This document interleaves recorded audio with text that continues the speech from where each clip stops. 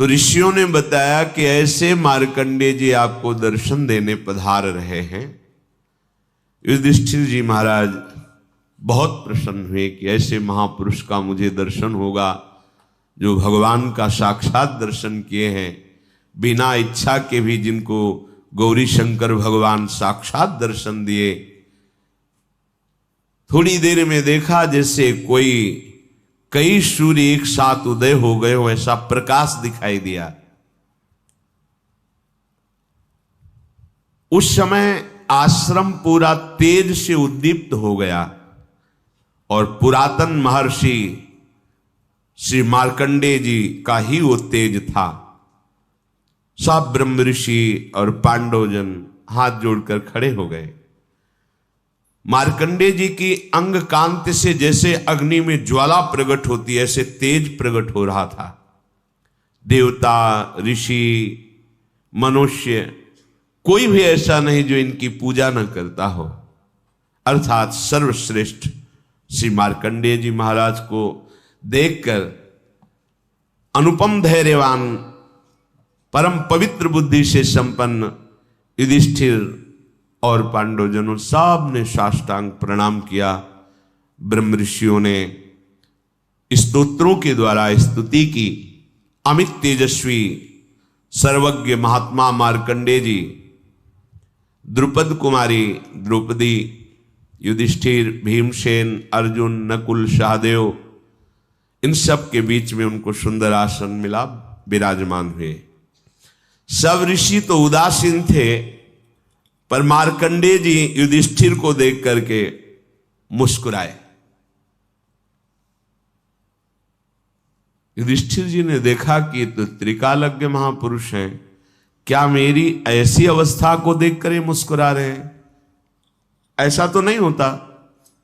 संतों का स्वभाव होता है कि दुखी को देख करके उनको दुख का अनुभव होता है। सब ऋषि उदासी छाई हुई, पर ये बहुत मुस्कुरा रहे हैं। तो उन्होंने कहा कि हे महामहिम, ये जितने तपस्वी ब्रह्म ऋषि जन हैं मेरी अवस्था देखकर संकुचित हैं और दुखी हैं, पर आप मेरी ओर देख करके प्रसन्न मुद्रा में मुस्कुरा रहे हैं, इसका क्या कारण हो सकता है? मार्कंडेय जी ने कहा, तात न तात हृष्यामि न च स्मयामि, प्रहर्षजो मां भजते न दर्पः, तवापदं त्वद्य समीक्ष रामं, सत्यं व्रतं दासरथिं स्मरामि। हे तात, हे युधिष्ठिर, मैं कभी हर्षित नहीं होता, इसलिए मुझे शोक कभी स्पर्श नहीं करता। मैं अखंड प्रसन्नता से युक्त रहता हूं, मेरा मुख सदैव प्रसन्न रहता है। मुझे कभी किसी से मिलने से सुख नहीं होता, ना मिलने से दुख नहीं होता। मुझे कभी किसी प्रकार का अभिमान स्पर्श नहीं कर सकता। आज जो तुम्हारे को विपत्ति में पड़कर देखकर मेरा मुस्कुराना, तो आपको देख करके मुझे भगवान श्री राम की याद आ गई। आप क्या हो, आपके साथ तो महारथी 4 भाई हैं, बड़े बड़े ब्रह्म ऋषि घेरे हुए हैं, और आप पादुका भी पहने हुए हैं। लेकिन भगवान श्री राम अपने पिता की आज्ञा के लिए ना तो कोई अन्य सहयोगी है और ना पादुका पहने हुए हैं, केवल एकमात्र सारंग धनुष और लक्ष्मण जी और सिया जी के सहित बड़े कष्ट से वन में दशरथ नंदन श्री राम का मैं मिला था उन्हें ऋषिमुख पर्वत पर। उस समय जो उनको देखा था, क्या तुम्हें कष्ट मिल रहा है? भरण पोषण के लिए भगवान सूर्य ने तुम्हें बटलोई दे दी है, और तुम्हें सदैव अन्य स्मरण ना हो इसके लिए ब्रह्म ऋषि भागवतिक चर्चा सुनाते रहते हैं। भारी व्यवस्था है तुम्हारी, तुम्हें क्या कष्ट है? अगर हम उधर चिंतन करते हैं तब मुस्कुराहट है कि तुम अपने को शोक में मानते हो। स्वयं भगवान हो करके 14 वर्ष का वनवास, विशेष उदासी, कभी किसी नगर में नहीं गए, पादुका भगवान ने नहीं पहने। उन श्री रामचंद्र जी का स्मरण करके मेरे मन में प्रसन्नता हुई और मैं मुस्कुरा रहा हूं कि तुम्हें शोक नहीं करना चाहिए। ऋषिमुख पर्वत पर उनके दर्शन हुए थे और उनसे वार्ता भी हुई थी। दशरथ नंदन श्री राम सर्वथा निष्पाप थे, यमराज के भी नियंता और दानों के नाशक। उन महात्मा श्री राम ने केवल अपने पिता की आज्ञा पर 14 वर्ष का वनवास स्वीकार किया। जो युद्ध में अजेय हैं उनको संपूर्ण भोगों का त्याग करके कष्टमय वन में निवास करना पड़ा। इसलिए अपने को बलशाली समझकर किसी को कभी भी अधर्म नहीं करना चाहिए, और जो धर्म से चलता है तो कितना भी कष्ट मिले कभी दुखी नहीं होना चाहिए, क्योंकि स्वयं भगवान ने वनवास स्वीकार करके दिखाया है। कुंती नंदन, ये हम तुम्हें समझाने आए हैं कि तुम सदैव सत्य पर और धर्म पर चलो। सारे सद्गुण तुम्हारा वर्ण किए हुए हैं। तुम साधारण प्राणी नहीं हो, इसलिए तुम्हें दुखी या सुखी नहीं होना चाहिए। दुखी सुखी होना साधारण प्राणियों का लक्षण है। असाधारण स्थिति प्राप्त करने के लिए भगवान आदेश करते हैं, सुख दुखे समे कृत्वा लाभा लाभौ जया जयो।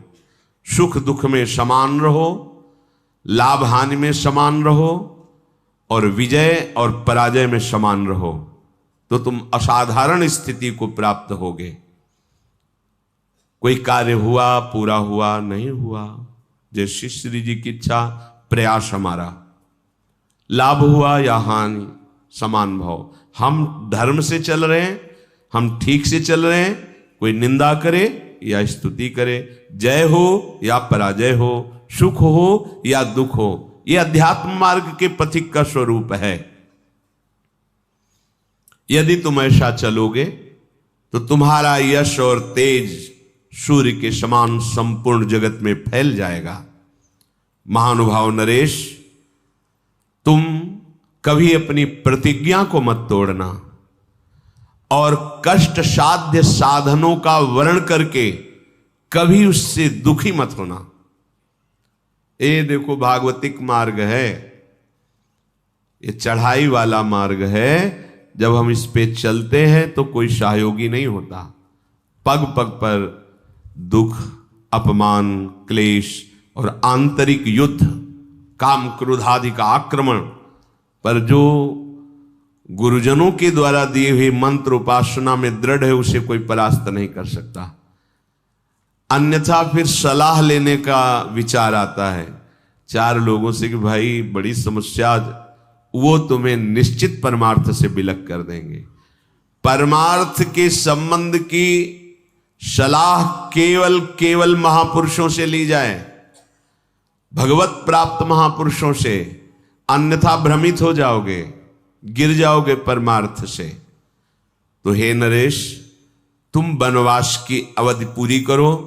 मैं देख रहा हूं कौरवों का विनाश होगा, राज्य लक्ष्मी तुम्हारा वर्ण करेगी, क्योंकि जिसके साथ भगवान श्री कृष्ण है वहां विजय ही विजय होती है।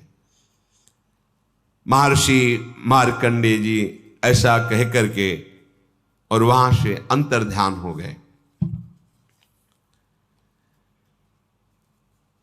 भगवान के परम प्रेमी भक्तजन जो होते हैं, ये जितने बड़े बड़े महापुरुष होते हैं, ये सब स्वाभाविक आके दर्शन देते हैं। भगवान के दर्शन के पहले महापुरुषों का दर्शन होता है, ये सिद्धांत है। जब किसी को भगवान का साक्षात्कार होना होता है तो उसके पहले बड़े बड़े भगवत प्राप्त महात्माओं के दर्शन होते हैं, दिव्य। फिर उसके अंदर वो सामर्थ्य आती है जिससे भगवान का दर्शन करने का अधिकार प्राप्त करता है। श्री मार्कंडेय जी के चले जाने के बाद ब्रह्म ऋषियों की सभा में चर्चा हुई कि क्रोध बड़ा है या क्षमा। अगर हमारे साथ कोई दुर्व्यवहार करता है तो मुझे क्रोध से विजय प्राप्त करनी चाहिए या क्षमा से? तो उन्होंने कहा कि दोनों अपनी जगह ठीक है। ना तो सदा क्रोध ही करना चाहिए और ना सदा ही कोमल बने रहना चाहिए। विवेक पूर्वक देखना चाहिए कि इस समय आवश्यकता किसकी है, तेज धारण करने की या शांत होकर सहने की। जो इस विवेक को नहीं धारण करता है वो अपने सतमार्ग को खो देता है। अब आपके गुरु निंदा कोई कर रहा है, इष्ट निंदा कर रहा है, धर्म विरुद्ध आपके साथ व्यवहार कर रहा है, एक बार क्षमा करने का अवसर है। पहली बार जिससे मिले हो और वो गलती कर रहा है तो उससे क्षमा कीजिए। एक बार क्षमा, सावधान, अब दोबारा शब्द नहीं, एक बार क्षमा। अगर दोबारा तो आप में सामर्थ्य हो तो जबान बंद कीजिए, नहीं कान बंद कीजिए और वहां से निकल जाइए। दंड देने की सामर्थ्य अपने लोगों में नहीं है, क्योंकि ईश्वर दंडधारी है, हम उनके दास हैं, वो देख लेंगे। अपने को हट जाना चाहिए। उस सभा में, जिस सभा में अधर्म बर्ताव हो रहा है, यदि आप बैठे रहे तो उसी अधर्म के आप भी भागी बनेंगे। जिसमें संत निंदा हो रही, भगवत निंदा हो रही है, अगर वहां आप चुपचाप बैठे हैं, विरोध नहीं कर रहे हैं, तो वही पाप आपको भी लगेगा जो निंदा करने वाले को लगेगा। इसलिए या तो उठ के वहां से चल दें और या फिर उसका विरोध करें, सभा में खड़े होकर उसका विरोध करें कि आप ऐसा नहीं कर सकते। इसके करने से आप पाप से बच जाएंगे। अवसर देख करके कभी कभी शांत होना पड़ता है और कभी कभी भयंकर रूप भी धारण करना पड़ता है। इससे वो अपने परमार्थ को बचा लेता है।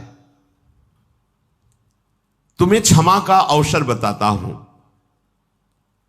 जैसा मनीषी पुरुषों ने अनुभव करके सिद्धांत लिखा है। जिसने कभी तुम्हारा एक बार उपकार किया हो जीवन में, बड़े से बड़ा अपराध बन जाए तो उसको एक बार माफ कर दीजिए, क्योंकि उसने उपकार किया। कभी थोड़ा भी तुम्हारा हित किया है और उससे यदि अपराध बन जाए तो पहले के उपकार का स्मरण करके बिना दंड दिए उसे छोड़ देना चाहिए। जाइए आप, इससे तुम्हारा क्षमा बल बढ़ेगा। जिससे अनजान में अपराध हो गया है आपके साथ, उसे पता नहीं था, उसको क्षमा कर दीजिए। क्योंकि सबके लिए सर्वज्ञता सुलभ नहीं है। वो अज्ञानी है, अज्ञान के कारण अपराध बन गया तो क्षमा कर दीजिए। पर जिसको एक बार क्षमा कर दिया है और फिर वही अपराध तुम्हारे साथ कर रहा है, तो फिर उसके लिए क्षमा शब्द का प्रयोग नहीं, क्योंकि अब वो फिर तुम्हारे लिए बहुत हानिकारक हो जाएगा। उसके अपराध निवारण के लिए फिर कानून व्यवस्था है, धर्म व्यवस्था है। जो जानबूझकर तुम्हारे साथ बार बार अपराध कर रहा हो, उसको अब क्षमा करना ठीक नहीं है। ये शास्त्र आज्ञा करता है। एक बार क्षमा कर दिया शास्त्राबाहु अर्जुन को। बड़े क्रोध से भगवान परशुराम जी आए जब सुना कि जमदग्नि जी उनके पिता हैं, यहां से आश्रम का विनाश किया उसने और गौ आदि अपहरण करके ले गए। माता विलाप कर रही थी, तो उनका ऐसे समर्थ की मां विलाप कर रही है, मैं इनका विनाश कर दूं। जमदग्नि जी ने कहा नहीं, पहला अपराध है, क्षमा कर दीजिए। हमारा बल क्षमा है। लेकिन उद्दंडता उनकी इतनी बढ़ गई कि उन्होंने वध कर दिया आकर दोबारा जमदग्नि जी का। फिर भगवान परशुराम ने क्षमा नहीं किया। अपने तेज बल से और फरसे के बल से पूरे वंश का विनाश, काट काट के पहाड़ लगा दिए थे। तो जो उद्दंड है, पाप पे पाप करता जा रहा है, उसके लिए क्षमा शब्द का प्रयोग नहीं है। उसके लिए दंड ही उसके लिए सही औषधि है। प्राणी कोई भी हो, यदि एक बार अपराध करे तो विचार पूर्वक क्षमा कर देना चाहिए। यदि जानबूझकर दोबारा अपराध करता है तो उसे, ये दूसरों के लिए नहीं अपने लिए भी लागू है। एक बार हमसे गलती हो गई तो प्रभु क्षमा कर देंगे। जानबूझकर गलती करो और सोचो कि भाई नाम या किसी से हम, तो उसको फिर नामापराध के अंतर्गत माना गया है और विशेष दंड का अपराधी। जैसे आपसे अभी तक गलती हो गई, पापाचरण हो गए, गंदे गंदे खाद्य और शब्द, आपने सत्संग सुना और अब लो नशानी अब ना नशे हो और भगवान की शरण में हो गए तो सब माफ हो गया। लेकिन अब नहीं होना चाहिए। अगर फिर होता है तो सब जुड़ जाएगा ब्याज सहित। जो दोबारा बार बार अपराध करता है, उस अपराध के लिए दंड देने से ही उसका सुधार होगा, क्षमा से नहीं। अच्छी तरह जांच पड़ताल कर ले और जब ये सिद्ध हो जाए कि ये अमुक बार बार अपराध कर रहा है तो उसके क्षमा योग्य बर्ताव नहीं करना चाहिए, क्योंकि उसका सुधार हो जाएगा, उसके अपराध का दंड यदि उसे मिलेगा। कोमल स्वभाव और उग्र स्वभाव ये दोनों होने चाहिए। अगर कोमल ही स्वभाव एकदम बनाए रखोगे तो फिर धर्म का भी पालन नहीं कर सकते हो। कई बार जैसे कहा है कि आपकी दृष्टि में पावर होना चाहिए। आप देख के मुस्कुरा दिए, आप ऐसे सरल ढंग से देख, कोई भी आपको बात करेगा, छेड़ेगा, परेशान करेगा। अंदर से भगवत चिंतन चल रहा है, सबके प्रति भगवत भाव है, लेकिन आपकी दृष्टि में बचाइए अपनी दृष्टि को, तो आपकी दृष्टि में सामर्थ्य आ जाएगी। ऐसे ही आप जो देखते रहते हैं आपकी दृष्टि शक्तिहीन होती रहती है। संत अपनी दृष्टि को, तो जितना आप अपनी नेत्रेंद्रिय को फिर आप देखेंगे तो सामने वाले के अंदर जो अपराध वृत्ति भयभीत हो जाएगा।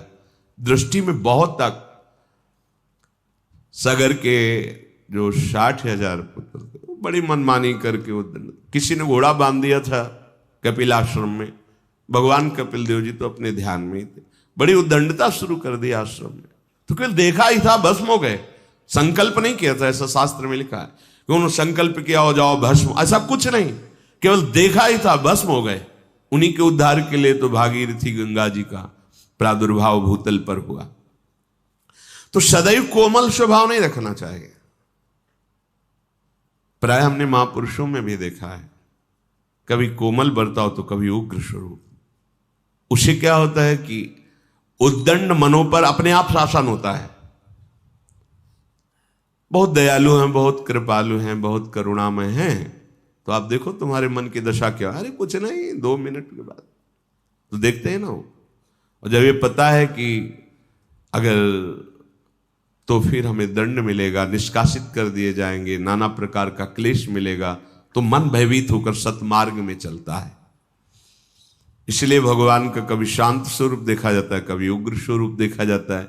इसलिए कभी गुरुजनों को भी देखा जाता है कि बहुत शांत हैं, तो कभी बहुत दंड विधान पे लागू कर दे, जब बाहर ताला लगा दे, बात नहीं करने, नहीं अंदर प्रवेश निषेध, ऐसा ऐसा। उसे मन को जो आपराधिक प्रवृत्ति में उत्साहित हो रहा था वो भय लगा और सतमार्ग में चल दिया।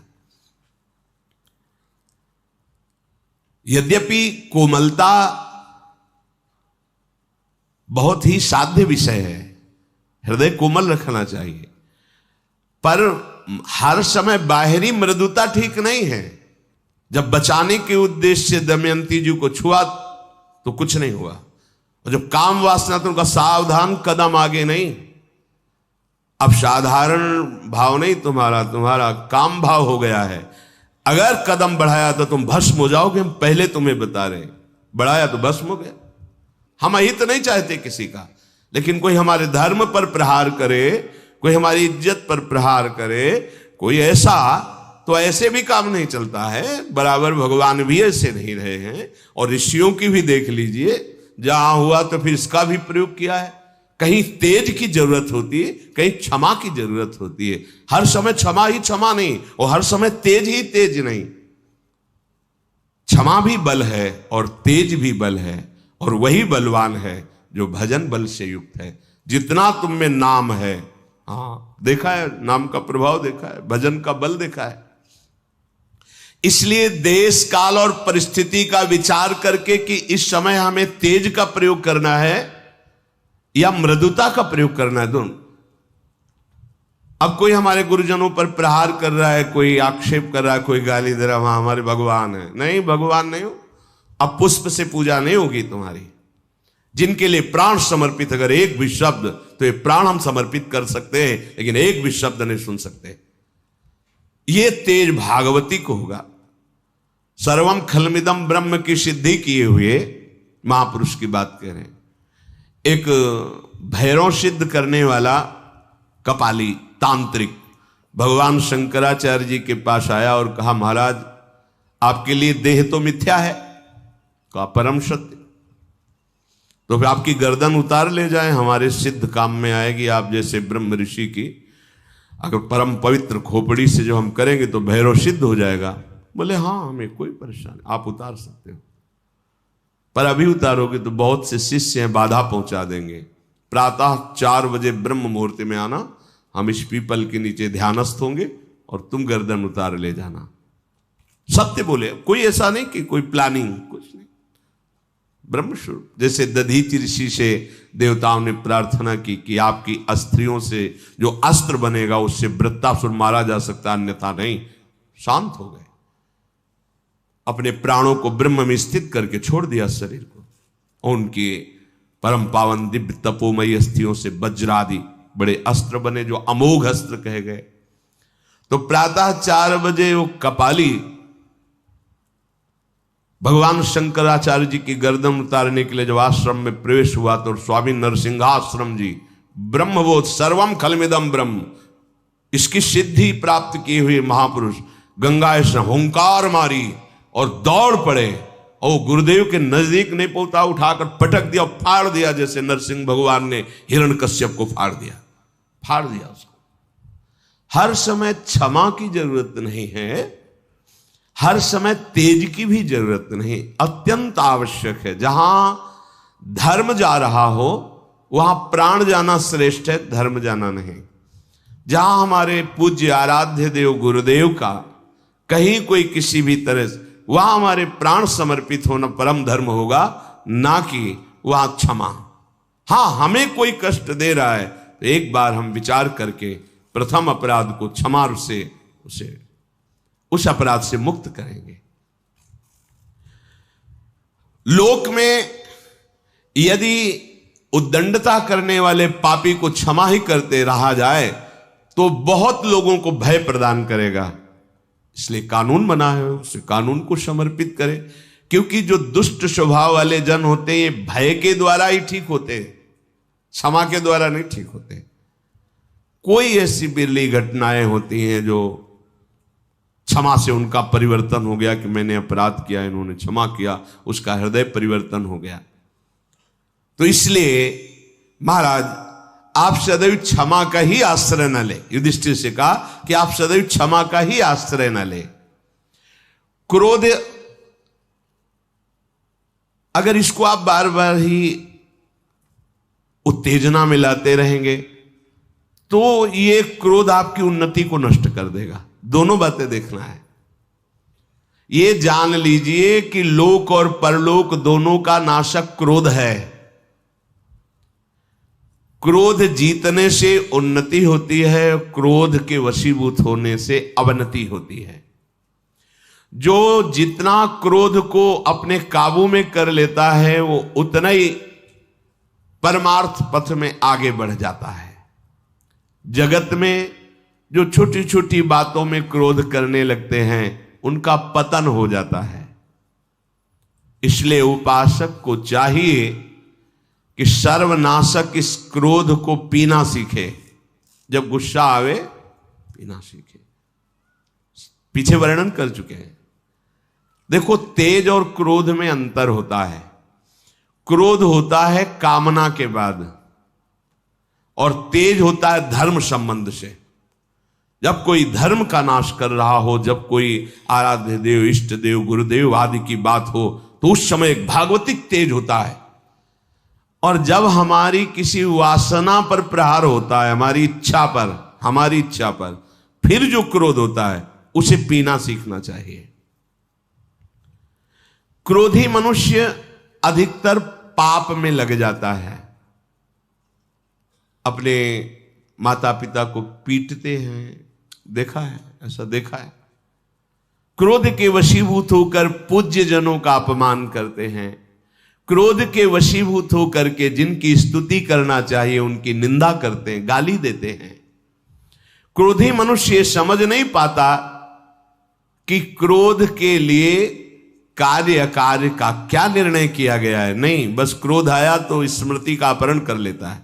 कामा संजायते क्रोधा क्रोधा स्मृति विभ्रमा। क्रोध अगर अपनी चरम सीमा पे आ जाए तो अवध्य पुरुष की भी वो हत्या कर देता है। जिसकी पूजा में हमें तत्पर होना चाहिए उसका वो वध कर देता है। क्रोध अगर और बढ़ जाए तो अपने आप को भी आत्महत्या कर सकता है और यमलोक का अतिथि बनकर बहुत दुर्गति को प्राप्त होता है क्रोध। इन दोषों को देख करके उपासक को चाहिए कि इस लोक और परलोक में परम कल्याण के लिए क्रोध को जीतना सीखे।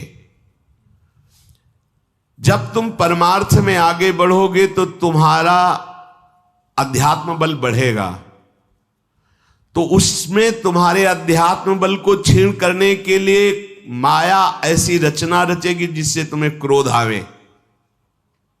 घटना, व्यक्ति, ऐसा क्रोध ऐसा देखा भी जाता है, बहुत जल्दी क्रोध आना। अपने और पराये दोनों के हित का विचार करके स्वयं चिकित्सक बनकर अपने क्रोध की चिकित्सा कर लेनी चाहिए। यदि मूढ़तावश तुम क्रोध पे क्रोध ही करते रहे तो तुम्हें क्लेश भोगना पड़ेगा, तुम्हारे सुकृत नष्ट हो जाएंगे। चित्त को वश में करना उपासक का परम धर्म है, पर जो क्रोध का ही वरण किए रहता है उसका चित्त जलता रहता है। ये बड़ा दुष्ट स्वभाव है। शांति से बैठे हैं, चिंतन आ गया, 5 वर्ष पहले उसने ऐसा कहा था, क्यों कहा था उसने ऐसा, और जलन शुरू, और बस गुस्सा, बहुत सावधान, राधा राधा राधा राधा राधा राधा, तुरंत हटाइए, राधा राधा राधा। उपासक के लिए सामर्थ्य यही कि अपने क्रोध को रोकना ही सर्वोत्तम साधना समझे। विद्वान उपासक शक्ति संपन्न होने पर भी क्रोध को प्रकट ना करे, शांत भाव से सहे। यदि क्रोध का प्रादुर्भाव बार बार बाहर करते रहोगे तो तुम आनंद के भागी नहीं बन पाओगे। इसलिए बलवान या निर्बल, विज्ञ या अनविज्ञ, कैसा भी व्यक्ति सामने आवे, यदि तुम्हारे सामने तुम्हें क्रोध दिलाने की चेष्टा कर रहा है तो तुम सह जाओ। बात समझना, जहां ना सहने की बात कही गई वहां संत शंभु श्री पद अपवादा, कही सुनीता आस मर्यादा, काटी जीव तासु जो बसाई, श्रवण मुद न त चले पराई। भगवती उमा जी शिव पुराण में पढ़ा, बहुत कठोर तप में संलग्न है महादेव जी के लिए। ये सप्तऋषियों की बाद की बात है, जब सप्तऋषि गए उसके बाद की बात। तो भगवान महादेव जी एक ब्रह्म ऋषि के रूप में गए। तो ये सिद्धांत है कि चाहे आप आसन पे बैठे हो, अगर आपका ध्यान बाहर है और आपको पता चला कोई संत आया है तो खड़े हो जाना चाहिए आसन से। ये मर्यादा है, नहीं तो आपका तप क्षीण हो जाएगा। प्रणाम करो, चाहे भले छोटी अवस्था का हो, आपके सामने आया है, वो अतिथि है, भगवत स्वरूप है, और आसन दीजिए और फिर मधुर वार्ता कीजिए, क्या सेवा करें आपकी, बस इतना। ऐसा ही भगवती ने किया, खड़े होकर प्रणाम किया, आइए विराजिए, क्या सम्मान करें, क्या स्वागत करें। होगा स्वागत की बात नहीं, हमने सुना महादेव जी को पति बनाना चाहते हो, हाँ ये तो हमारा दृढ़ निश्चय है। तो क्या है उस भूत भावन में, चिता की भस्म लगाता है, भूतों का सरदार है, न कोई महल है न कोई व्यवस्था है, आप इतनी सुंदर और उनको गले में मुंडों की माला, सर्प की माला, जटाजूट का बवंडर, भस्म लगाए घूमता है, उसको तुम पतिवरण करना चाहती हो? भगवती ने कहा बस बस बस। यदि आपको आतिथ्य रूप में स्वीकार ना किया होता तो पहली दृष्टि में ही तुम्हें भस्म कर देती। तुमने हमारे प्रीतम की निंदा की, बस अब अगर एक भी शब्द आप बोले तो आप परिणाम समझ सकते हैं। पर वो काहे को रुके, भगवान शिव थे। फिर शुरू कर भगवती ने कहा कि हमारे पिता हिमालय भी ब्रह्म ऋषियों का सम्मान करते हैं और हिमालय के आश्रय में ही रहकर वो सिद्धि प्राप्त करते हैं। इसलिए मेरा विचार हुआ कि जिसका आदर करना चाहिए उसको तो भस्म नहीं करेंगे, पर इन कानों ने शिव निंदा सुनी है, इसलिए मैं अपने शरीर को अभी भस्म कर। प्रकट हो गए मानो, नहीं बस बस महादेव जी, नहीं कोई और नहीं, मैं स्वयं हूं। मैं देख रहा था। कब तक देखते रहोगे? बोले बस अब लगन ही छटने वाली है। तो अपने आराध्य देव और इष्ट देव की कोई अवहेलना करे, धर्म की अवहेलना हो और हम क्षमा क्षमा, ऐसा उस समय नहीं, ऐसा नहीं, फिर आप पतित हो जाएंगे, फिर ऐसा नहीं। लेकिन अगर हमारी कोई इच्छा के विरुद्ध तो हमें सहना चाहिए। सहनशीलता हमारा परम धर्म है। झूठ से सत्य बहुत ऊंचाई पर है, क्रूरता से दयालुता बहुत ऊंचाई पर है। तेजस्वी वही है जो क्रोध को भीतर ही भीतर शांत कर ले, जो उत्पन्न हुए क्रोध को अपनी विवेक बुद्धि से दबा लेता है, वही तत्वबोध प्राप्त करता है। सर्वम खलमिदं ब्रह्म। क्रोधी मनुष्य ठीक ठीक समझ नहीं पाता कि उसे क्या करना चाहिए, क्या नहीं करना चाहिए।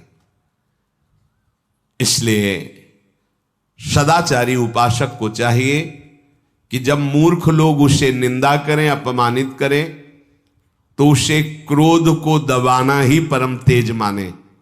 बातुल भूत विवश मतवारे, ते नहीं बोले बचन विचारे, तिनकर कहा सुनी नहीं काना, चल देना चाहिए। यदि कोई अपने को सतावे तो सहना चाहिए। यदि कोई औरों को सता रहा है, आप में बल है, तो फिर क्षमा नहीं, फिर रक्षा करो।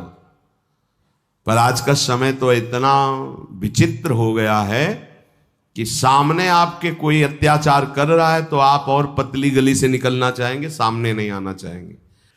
यदि हम सदैव क्षमा ही करते रहेंगे तो ठीक नहीं, और सदैव क्रोध करते रहेंगे तो ठीक नहीं है। इसलिए तेज और क्षमा अवसर पर किया जाए तो ब्रह्मवेत्ता तपस्वी जन कहते हैं कि वो दिव्य लोकों को प्राप्त होता है। इस प्रकार भगवत चर्चा हो ही रही थी कि सत्यवती नंदन भगवान व्यास देव जी वहां पधारे। कितना सुख मिल रहा है पांडवों को, दुर्योधन को तो वही भोग सुख मिल रहा है, राज सुख, और यहां एक से एक महापुरुष पधार रहे हैं। और ये सबसे बड़ा दुर्लभ लाभ है, यह लाभ शंकर माना। महापुरुषों का जब द्रवहि दीन दयालु राघो तो साधु संगति। देखो कितनी कृपा है श्री कृष्ण की इन पांडव महाभक्त, एक से एक महापुरुष आकिद। हम आपसे सच्ची कहते हैं, भगवत साक्षात्कार के पहले ये सब बड़े महापुरुषों के दर्शन होते हैं, स्वप्न में, जागृत में, ऐसी दिव्यताएं, तब वो दिव्य भगवान के दर्शन का अधिकारी होता है।